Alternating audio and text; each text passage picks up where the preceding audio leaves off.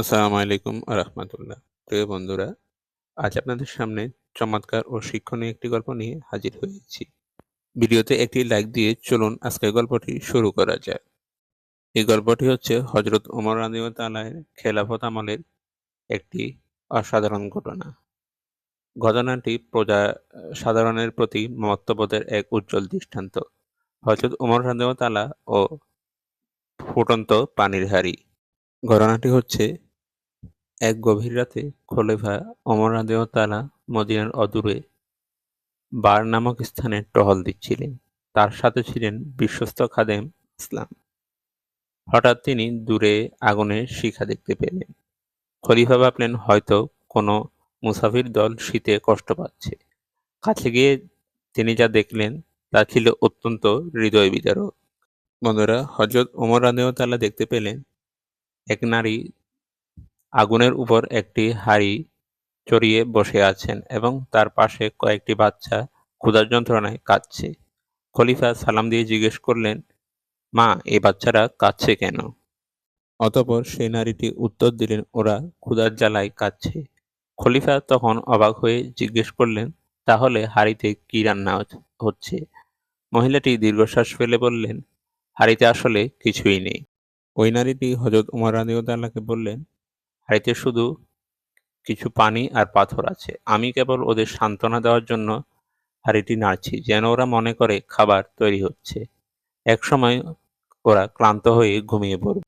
এরপর মহিলা খলিফা ওমর রাদিয়াল্লাহু তাআলাকে চিনতে না পেরে আক্ষেপ করে বললেন, ওমর আমাদের খবর রাখছে না, অথচ তিনি আমাদের আমির।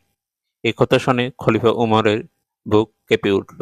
এরপর হযরত ওমর রাদিয়াল্লাহু তাআলা দৌড়ে গেলেন মদিনার বায়তুল মালে বা রাষ্ট্রীয় কোষাগারে। সেখান থেকে এক বস্তা আটা, ঘি এবং খেজুর নিয়ে নিজের পিঠে তুলে নিলেন। বন্ধুরা, ওমর রাদিয়াল্লাহু তাআলা এর খাদেম আসলাম যখন বস্তাটি নিজে বহন করতে চাইলেন, তখন ওমর রাদিয়াল্লাহু তাআলা কেঁদে বললেন, কিয়ামতের দিন আমার বোঝা কি তুমি বইবে? আমার পাপের বোঝা কি তুমি বইবে? ওমর রাদিয়াল্লাহু তাআলা বললেন, ওমরের প্রজারা যদি না খেয়ে থাকে, না খেয়ে কষ্ট পায়, কিয়ামতের দিন ওমরকে মহান আল্লাহ রাব্বুল আলামিনের কাছে জবাব দিতে হবে। এরপর হযরত ওমর রাদিয়াল্লাহু তাআলা সেই মহিলার তাঁবুতে গিয়ে নিজের হাতে আটা মেখে রুটি তৈরি করলেন এবং নিজ হাতে বাচ্চাদের খাওয়ালেন। তৃপ্তির সাথে খাওয়ার পর বাচ্চারা যখন হাসতে হাসতে ঘুমিয়ে পড়ল, তখন ওমর রাদিয়াল্লাহু তাআলা এর মনে শান্তি এলো। এরপর বিদায় নেওয়ার সময় সেই মহিলাটি বলেছিলেন, আপনিই তো আমির হওয়ার যোগ্য লোক, ওমর নয়। ওমর রাদিয়াল্লাহু তাআলা মৃদু হেসে বললেন, মা, আপনি যখন আমিরের কাছে যাবেন তখন সেখানে আমাকে দেখতে পাবেন। প্রিয় বন্ধুরা, এই ঘটনা থেকে আমরা কি শিক্ষা পাই? এই ঘটনা থেকে আমরা শিক্ষা প্রথম শিক্ষাটি হচ্ছে দায়িত্বশীলতা। ক্ষমতার শীর্ষে থাকলেও সাধারণ মানুষের প্রতি দায়বদ্ধতা থাকতে হয়। একজন নেতা কেবল আদেশ দেওয়ার জন্য নয়, বরং সেবায় নিযুক্ত হওয়ার জন্য, মানুষের সেবা করার জন্য।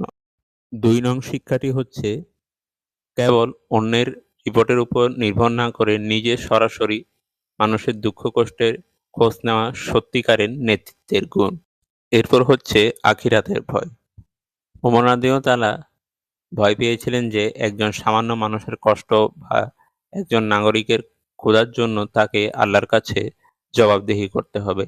এই পরকালীন জবাবদিহিতার ভয় থাকলে সমাজে দুর্নীতি ও মানুষের প্রতি অবহেলা দূর হবে।